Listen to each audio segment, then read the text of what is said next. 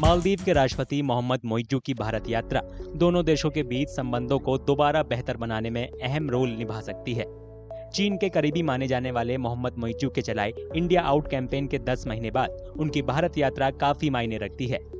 इस कैंपेन के जरिए मालदीव से भारतीय सैनिकों की वापसी की मांग की गई, जिसके बाद तनाव काफी बढ़ गया और भारतीय सैलानियों ने बड़ी तादाद में मालदीव जाना बंद कर दिया था।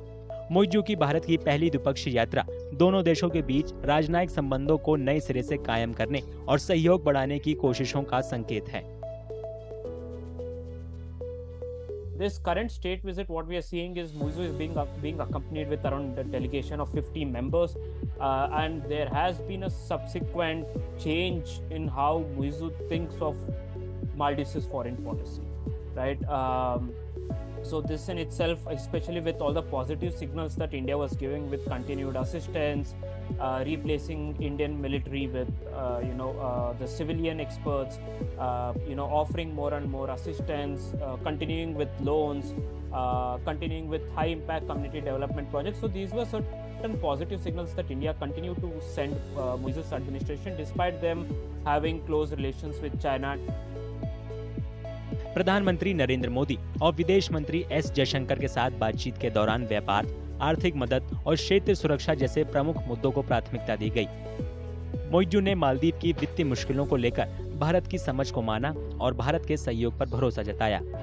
भारत के 750 मिलियन अमेरिकी डॉलर के रिलीफ पैकेज और सैनिकों की वापसी ने दोनों देशों के बीच तनाव को कम करने में अहम रोल निभाया।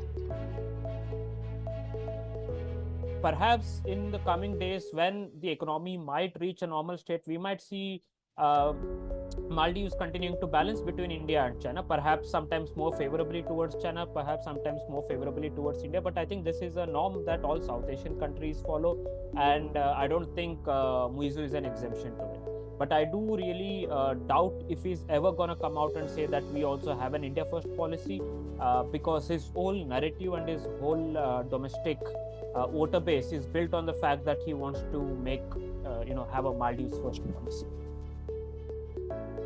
भारत से संबंध सुधारने की कोशिशों के बावजूद मालदीव के चीन के साथ मजबूत व्यापार और रक्षा संबंध बरकरार हैं।